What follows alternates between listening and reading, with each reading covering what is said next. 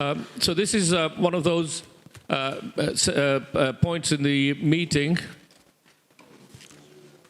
Before we start then, slightly surprising things happened, and that is rather unexpectedly, Neil Wilson has arrived earlier than anticipated. So give him a big welcome as well, please, Neil.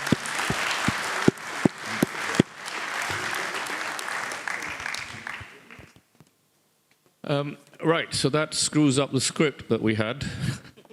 I'm going to hand over to Bharat, and then this is one of those interviews where we go through the life and times and events in Mike's lifetime.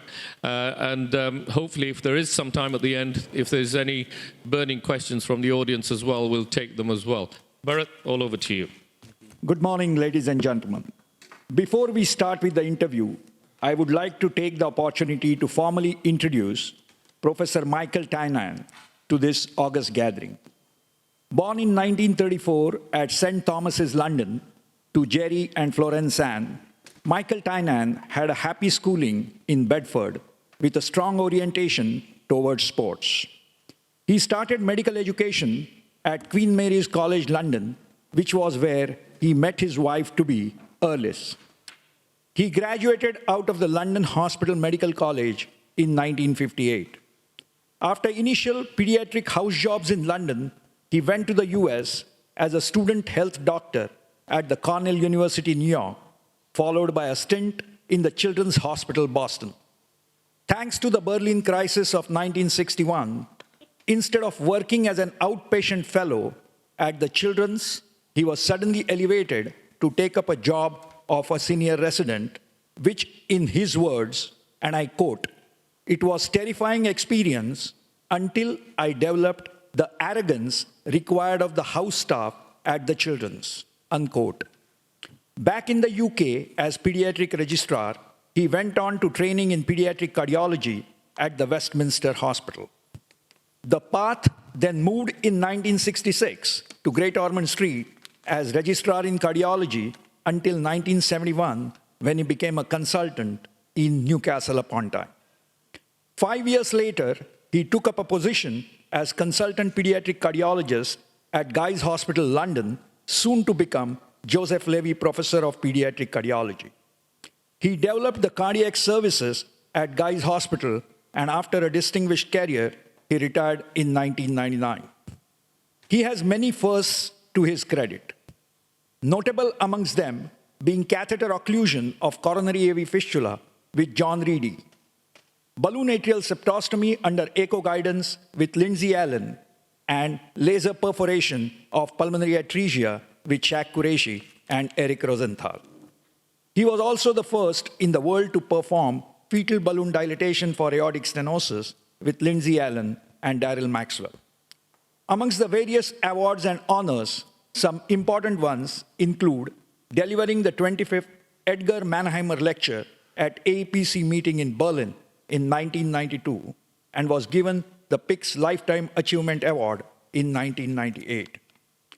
He was also the president of British Pediatric Cardiac Association soon after it was initially founded. To tell us more about his life and also about the people and events which influenced him, please join me, ladies and gentlemen, in welcoming today's guest of honor, Professor Mike Tynan.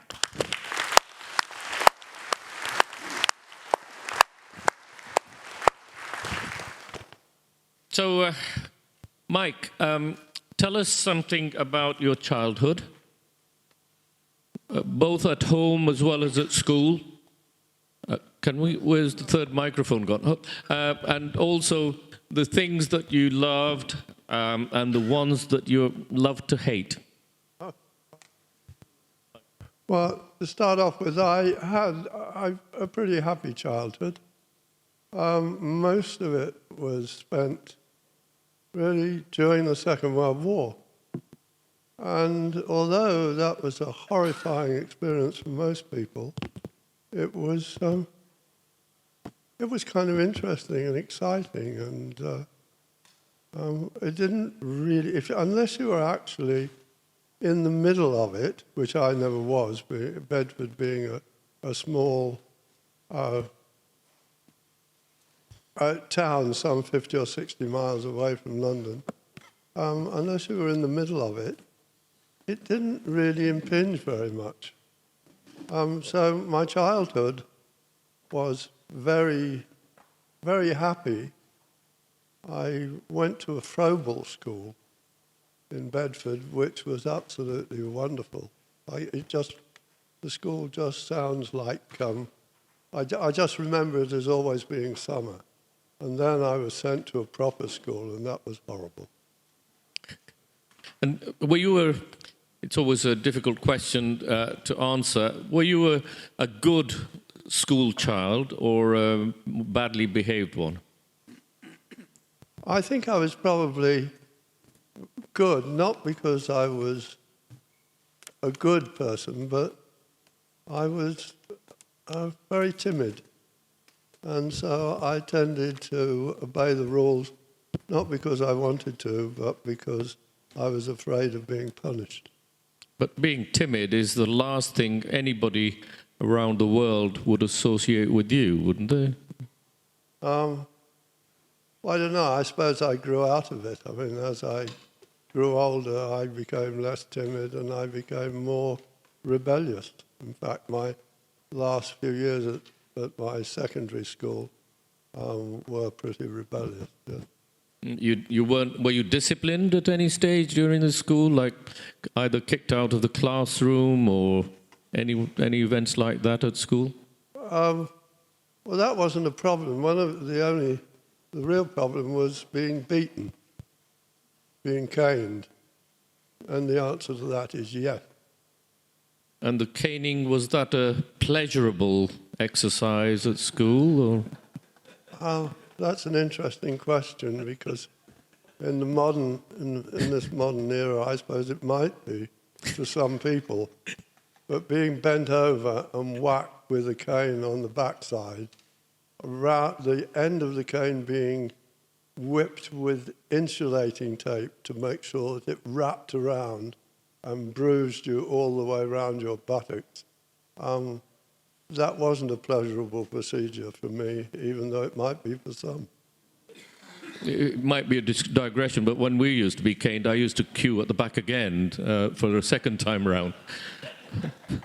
Oh, we used to do that to get pudding at school dinners. Right. So were there any particular episodes during those years which had a profound impact on your future life? No. So, Mike, how and when did you decide to become a doctor, and what prompted this decision? Oh, God, I never wanted to be a doctor. I wanted to be a medical student. Well, I was supposed to go into the Navy. I was supposed to be an officer in the Navy. And I sat the exam to be an officer in the Navy, and I passed the exam. You're not going to believe this, but I was 13 years old when I passed the exam to become an officer, join the Navy and become an officer. But maybe this is important in retrospect, but I went for the interview and I was rejected. And I was actually rejected, I think, partly because I was, like I am now, a little bit incoherent and timid. But mainly it was on class ground. My father wasn't a real officer in the Air Force. He'd come up through the ranks. I wasn't at a public school. I was at a grammar school. So looking back on it, although it was a very good decision because I would have made a terrible naval officer, I would probably be dead by now of alcoholism, although medicine doesn't save you from that. But although the decision was probably correct, I think not to accept me, I think it was incorrect in that it was made on class ground. You said that you didn't want to become a doctor, but you wanted to become a medical student. Do you have some memories of your days as a medical student? Yes, most of them I wouldn't like to recall, apart from scraping through exams for one reason or another. But when I look back on my adolescence, and in fact, a lot of my adult life, I'd really rather not remember it. It's far too embarrassing. After finishing your graduation in London and doing some initial house jobs, what prompted you to go to United States? And how was it different in the US than being in UK? Well, when I qualified and started to do my house jobs, I realized that medicine surgery was a really challenging and important thing. It was important to do the right thing as often as you possibly could. It was important to be responsible. And I became quite serious about medicine.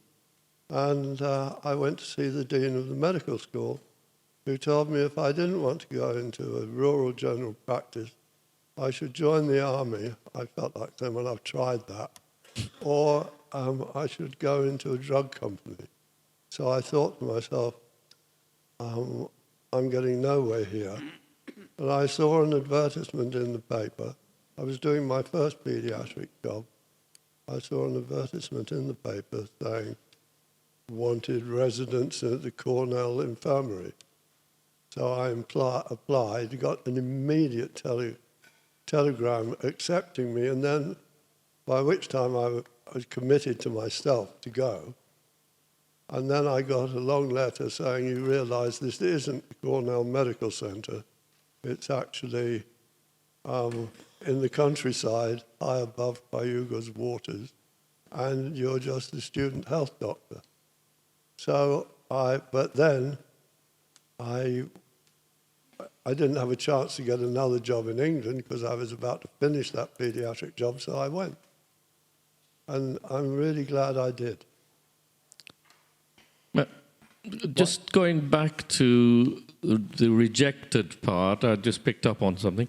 Was there ever an incident during your training years where you applied for a job or were asked to apply for a job and were the only applicant and didn't get the job at all?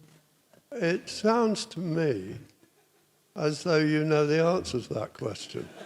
Yeah, I just wanted you to share it with the rest of them because, yeah, it's a unique opportunity, isn't it, to be invited to apply, be interviewed, and then not be offered the job. Can you expand on it a bit? I'm just trying to make myself look more like Boris Johnson. being asked about the famous photograph. Yes, there was such an instance. Can we move on? Okay. All right. You don't want to expand. Well, I applied for a job in Leeds when I was working at Great Ormond Street. Well, I'd been there for 5 years. I was a kind of sort of senior registrar and sort of running the shop. And I went to Leeds. I was the only candidate, and they didn't accept me. Were you upset? I'm sorry. I was going to say I was. No, I don't know. Yeah, I was pretty irritated because it was a kind of second-class place. Apologies to anybody here. The other thing I picked up on was you said you were scraping through the exams or studies. There was one sort of not essential requirement in medicine. I know it's out of sequence a little bit, but there was one exam that you couldn't pass or didn't pass that was needed, like MRCP type of exam. Oh, right, the MRCP. Yeah, well, I for the Europeans, MRCP is essential examination that you've got to pass before you can specialize in whatever you want to do. And so that's why I'm just asking Mike about how it's an easy exam. Well, I did try the MRCP. I got through the first part, but I kind of lost interest, and so I gave it up. So you never passed it, did you? No, I never passed it. But I was given it. as an honorary, was it, or just? No, it was just I think it's called under the bylaws. Okay. Okay. So, what made you take up pediatric cardiology?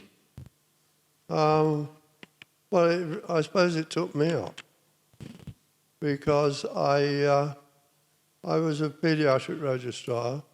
In those days, it was quite often that you would be 1 year in a district general hospital and 1 year in a teaching hospital.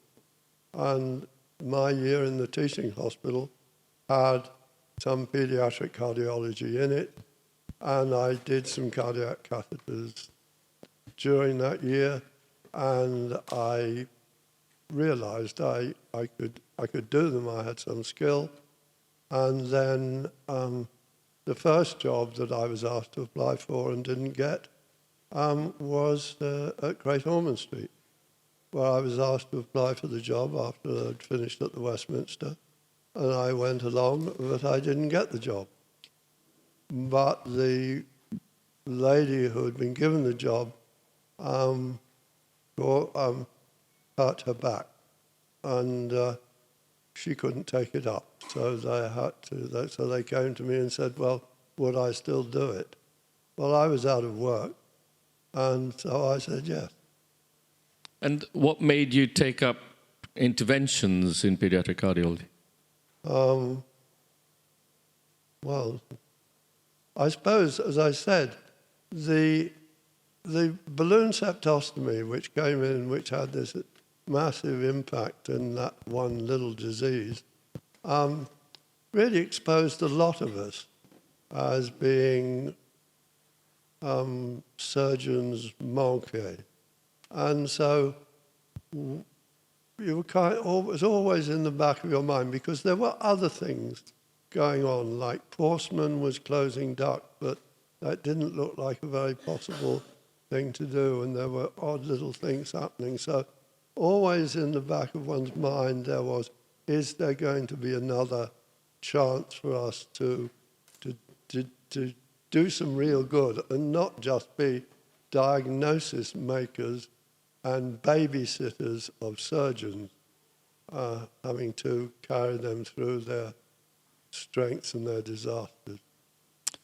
Because I thought one of the things I remember you telling me when I was early on in my career in interventions, and you said you don't need to be intelligent to do interventions, and you were implying that you don't have to think too hard, you don't have to pass exams in order to get into interventions.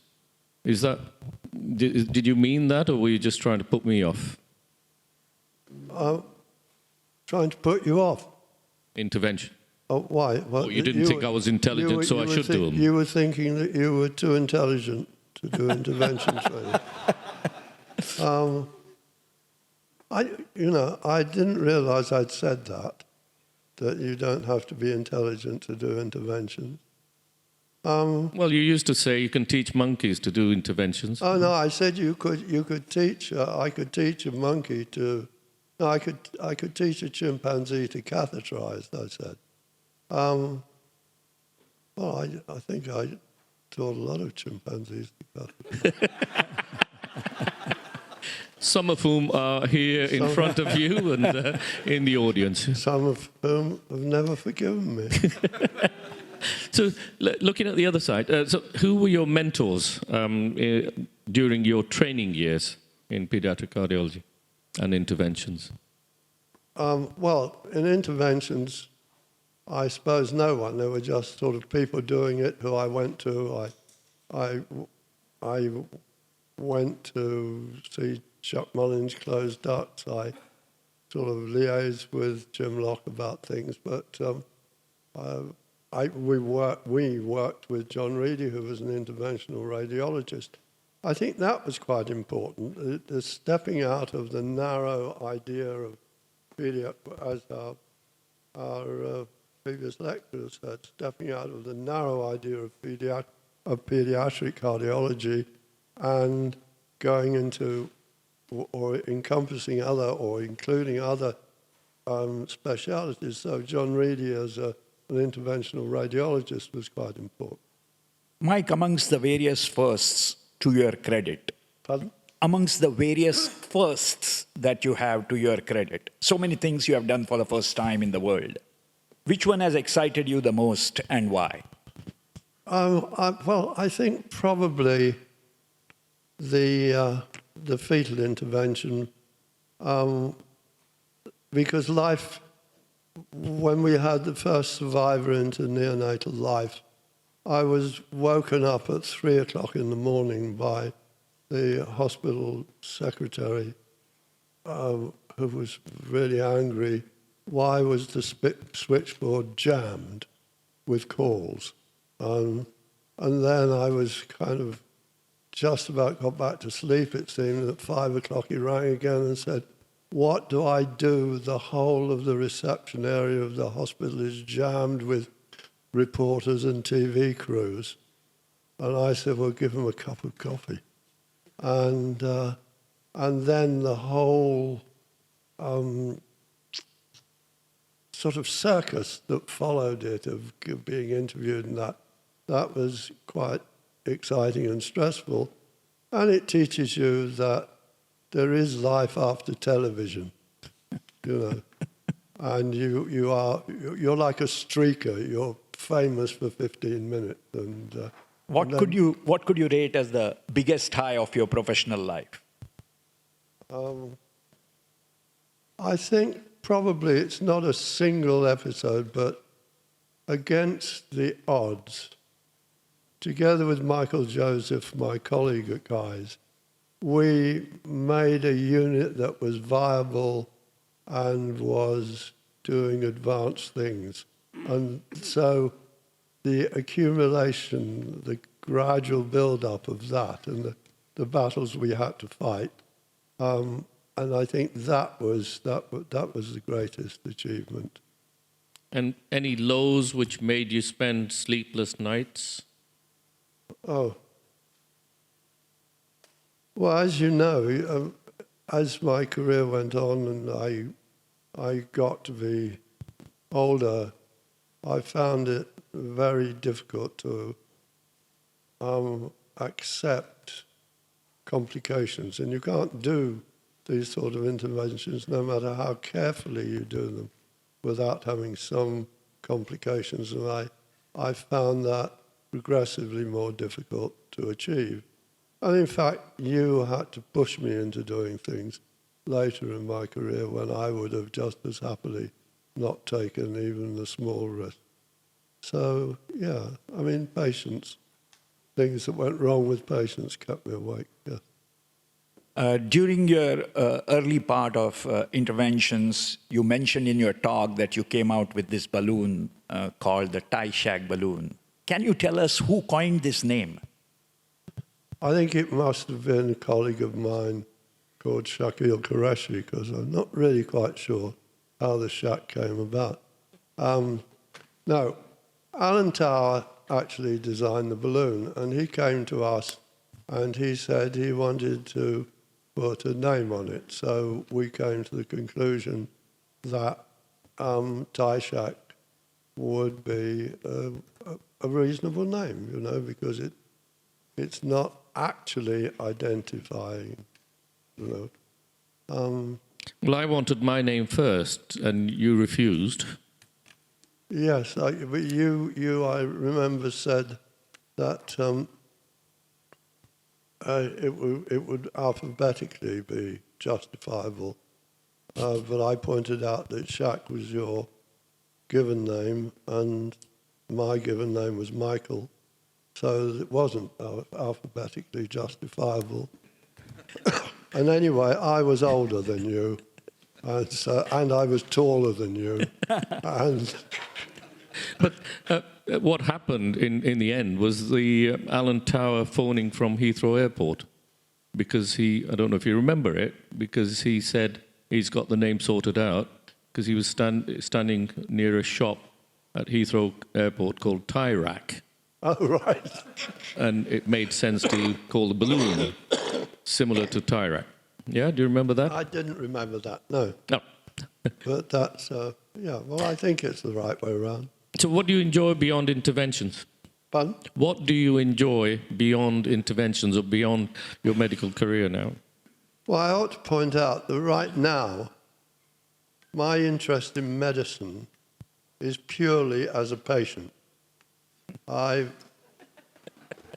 only time I go to the internet on a medical subject is to find out what the most recent diagnosis that has been made on me is, or what the most recent pill that my GP... Embarrassingly, I said to my general practitioner when I first met her, "Oh, were you at King's College Hospital?" And she said, "No, you taught me." And, as they say, collapse of stout party. No, the only time I look about anything is when it affects me or my wife. And I really pay no attention to medicine at all. So what am I interested in? Well, once or twice a week I play my version of golf for about 9 holes. And that's just to keep me fit. And I'm learning to play the cello. And films and documentaries? Oh, yeah, well, we did make films for some years, but gradually the equipment's become too heavy to carry, and the people that helped us have moved away. So we don't have any ideas, but if anybody wants to see our films, there's only one that has any medical significance, which is a film about the Cuban Health Service, but it's TyFishFilms.com, TYFISH films.com, all one word. And they're all, none of them are more than about 40 minutes long, and they're all good family entertainment and educational, particularly if you're interested in the English Civil War. I was just going to recall an anecdote where, when you were talking about your interest in medicine now as a patient, and the time I was in India, middle of the night, and you phoned me and said, "Where are you?" I said, "I'm in India," and you said, "Well, I've got abdominal pain and right hypochondriac tenderness," and I said, "Well, call a doctor," and you said, "Well, I don't.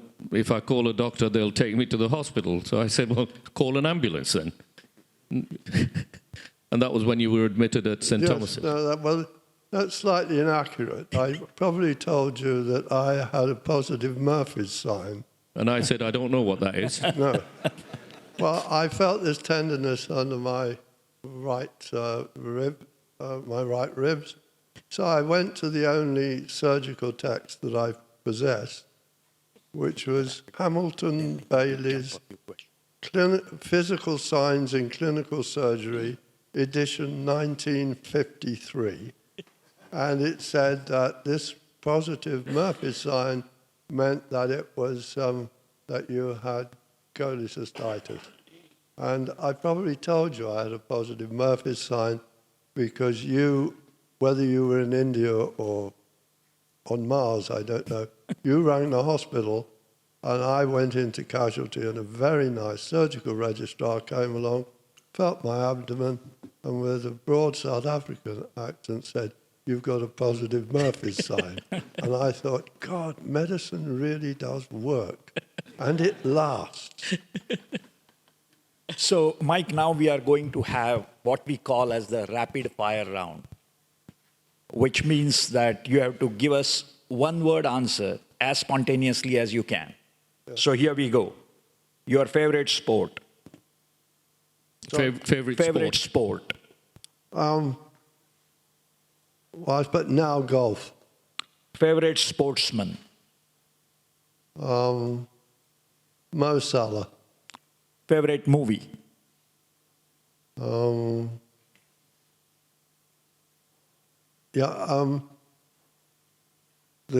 Cuban Health Service that I made. Favorite movie star? Movie star. Favorite movie star. I don't know. Harrison Ford, I think. Who is the boss in your house? My wife. Tell us one thing about you that people will be surprised to learn.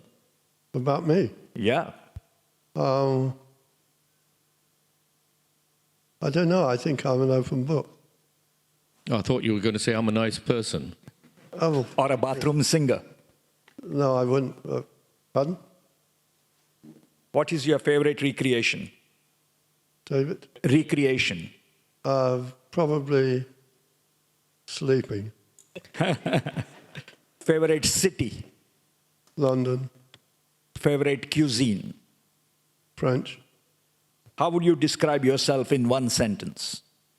A very nice, timid, kind and caring person. Thank you.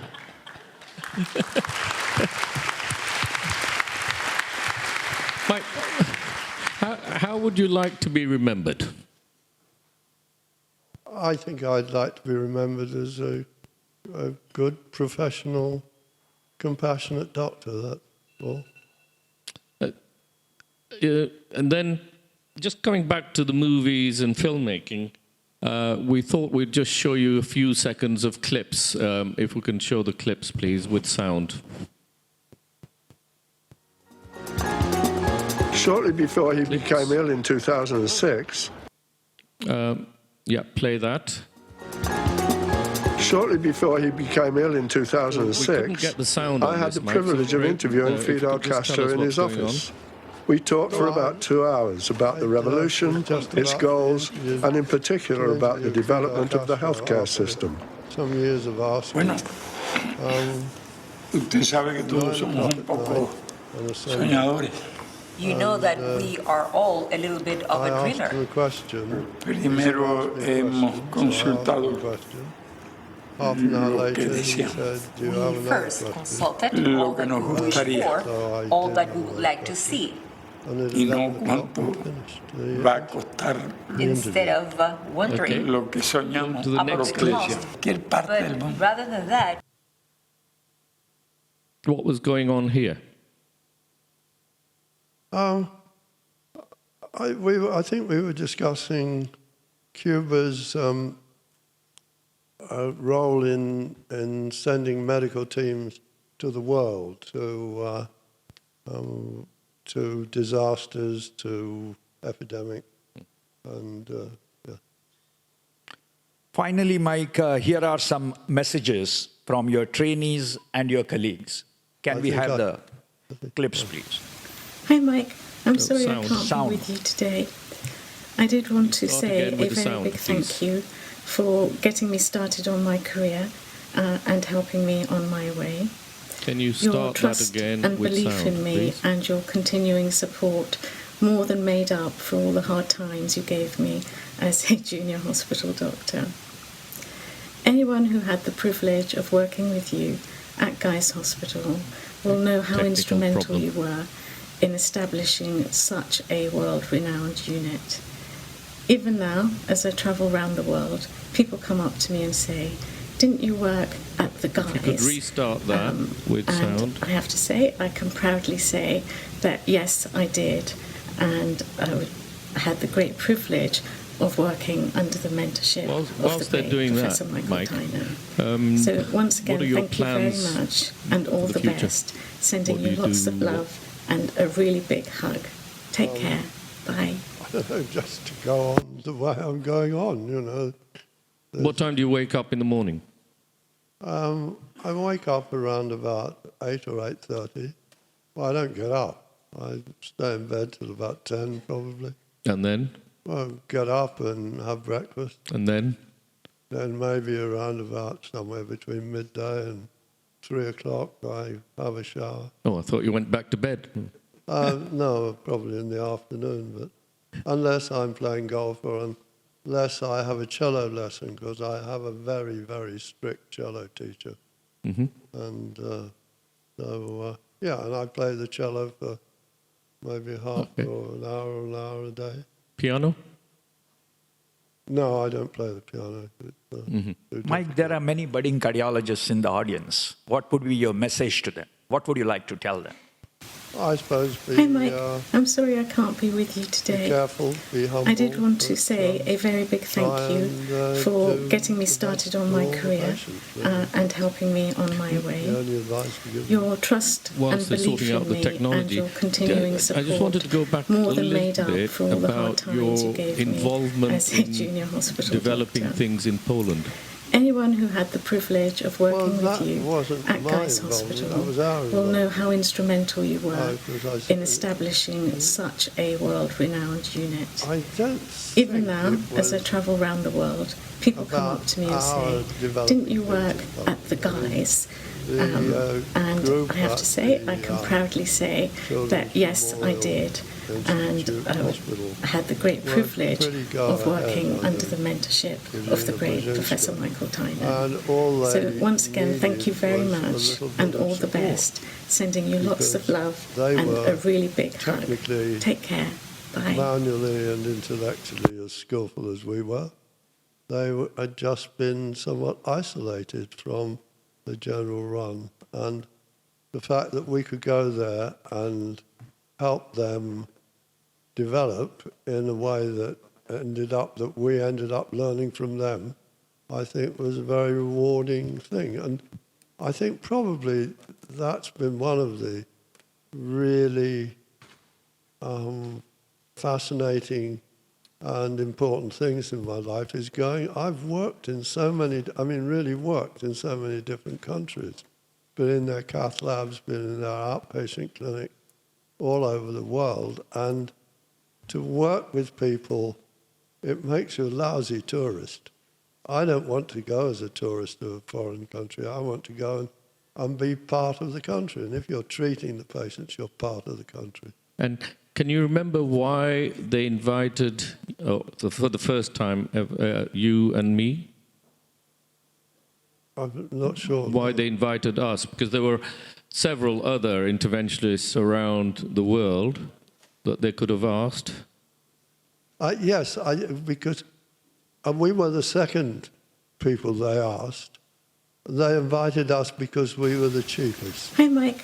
I'm sorry I can't be with you today. That was actually I did very want to say honestly a very big thank they you told Mike. for getting me started they on said, my career when they invited and a helping me person on my from another way. hospital in Britain, Your trust And when and they- belief in me and your... Okay, stop there. Yeah, go on. Hi, they Mike. said, I'm sorry I when, can't be when with they said, how much do you want? And we said, well, I don't know, And when we named a fee, which wasn't very much, they said, oh, Dr. So-and-so charged twice as much as that. So we were the cheapest. Yeah. Okay. And probably still are. Yeah, we've got some former colleagues of yours that recorded some messages. So play those, please. Hi, Mike. I'm sorry I can't be with you today. I did want to say a very big thank you for getting me started on my career and helping me on my way. Your trust and belief in me and your continuing support more than made up for all the hard times you gave me as a junior hospital doctor. Anyone who had the privilege of working with you at Guy's Hospital will know how instrumental you were in establishing such a world-renowned unit. Even now, as I travel around the world, people come up to me and say, didn't you work at the Guy's? And I have to say, I can proudly say that yes, I did. And I had the great privilege of working under the mentorship of the great Professor Michael Tynan. So once again, thank you very much and all the best. Sending you lots of love and a really big hug. Take care. Bye. Next. Hello, Michael. This is Eric Rosenthal here. You know, the one you enticed into pediatric intervention from adult cardiology in 1989 just because I had a laser? But you also encouraged me to do electrophysiology as well as intervention, so I wouldn't tread too much on Shaq's toes. Well, as you know, this worked out just fine, so thank you very much. Michael, as the one who introduced and developed intervention in the United Kingdom, we are still part of Europe, but unfortunately, who knows for how much longer, you are owed an enormous debt, and huge respect by all those who followed on from you for your pioneering spirit, your perseverance and encouragement for others to succeed. Many of those are here today. But furthermore, you are owed a huge debt by all those patients who've benefited both directly from your expertise and knowledge, but also indirectly from all those you have taught, both in the UK and across the world. Michael, you richly deserve all the plaudits that will be paid to you today, and I wish you and Iris all the best in the years to come. Next one. Dear Michael, it's a great pleasure and a wonderful opportunity to address you. As a friend, a colleague, and a mentor, we met 36 years ago. You're a role model for me and for many who were guided and inspired by you in their initial and subsequent steps of their medical career. I recall theatrical gestures with dramatic sentences which included four-letter words meant to compliment my performance at the Cut Club, and few social comments spiced with delicate touch of humor and sarcasm. You are a great teacher with a direct approach linked with scientific and philosophical background that revealed your clinical bravado and humanity, initiating and promoting first-pass radionuclear studies, balloon valvuloplasty, and neonatal aortoplasty for recoarctation. You are a curious, honest, updated person in global changes in politics, science, and art, and you are always a pleasant and critical companion in any social and scientific event. Next. I joyfully recall a wonderful party that you have thrown with top opera singers, which ended with many empty bottles of wine. I had the pleasure to meet you, your wife Iris, and friends in your very special house with the warmest atmosphere.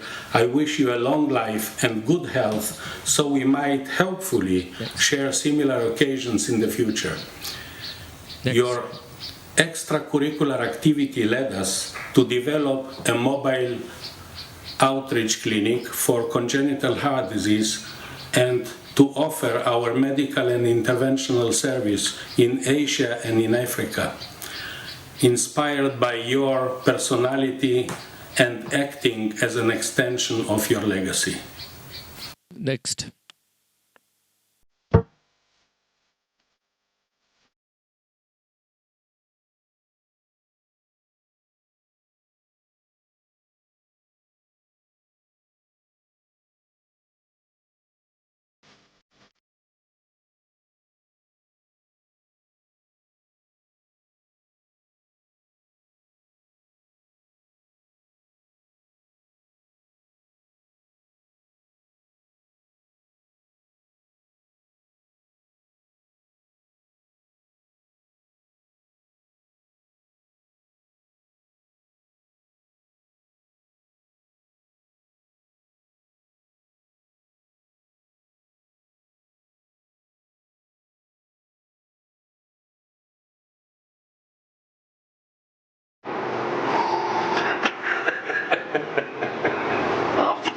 Hey Fisher, I thought you did very well today, but before you really get into this interventional stuff, you ought to, do a few more diagnostic caths and hone your basic skills a bit, And the fact that I had to get into the left upper pulmonary vein for you, I realise is really biting your guts. It'd be a bad idea if you forgot about that, except I'm not going to let you. Old friends, huh?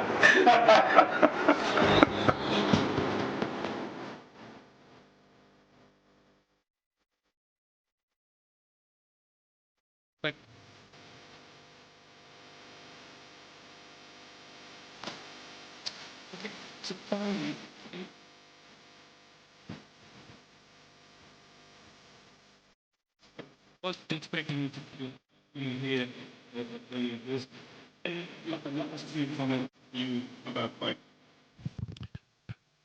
Mike, you were always very kind to me. I'm not sure why, because I know you didn't like me very much. That's right. That's maybe because That's maybe because Alice did. And No. I'm very grateful she to you didn't. for She the bed and objected to- breakfast that you gave me when I worked in London and stayed late. You were very kind with the bed and breakfast, but if I remember, you didn't get up any earlier then than you do now. And frequently I had to get up, go into your bedroom, wake you up, so that you'd get up and make me a cup of tea and some toast for breakfast. No, you used to bring tea up to bed for my wife and I, and then you would get into bed between my wife and I. Well, I think that is a reasonable grounds for at least some reservations about friendship, don't you? I think I had good taste.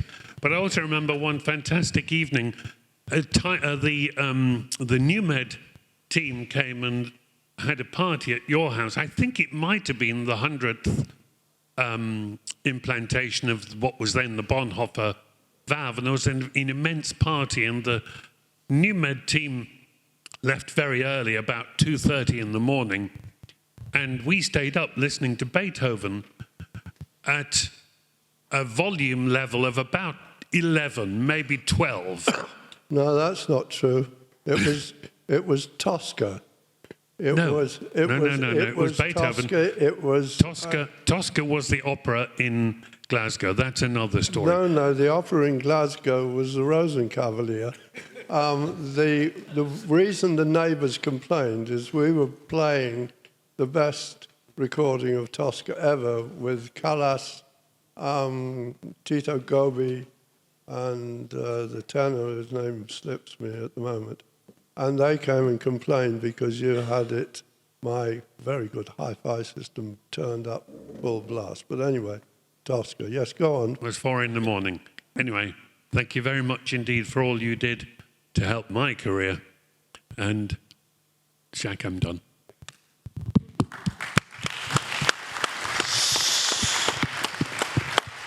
So, ladies and gentlemen, we come to the end of this interview. On behalf of the Board of Directors of the CSI, we wish to thank you, Mike, for this interview and also for fielding a volley of questions so very frankly and candidly. We would also like to wish you a very long, productive, healthy, and happy life. Neil, may I request you to hand over the bouquet as well as the certificate of honor.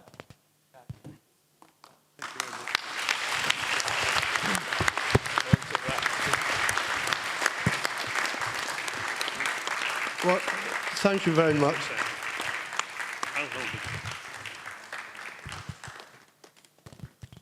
Well, thank you very much for this really unexpected honour, and it really, really was unexpected. What I would say is, if I throw this bouquet over my shoulders into the audience, will the person who catches it be the next one to get this honour? Ladies and gentlemen, a big round of applause for Michael Tynan.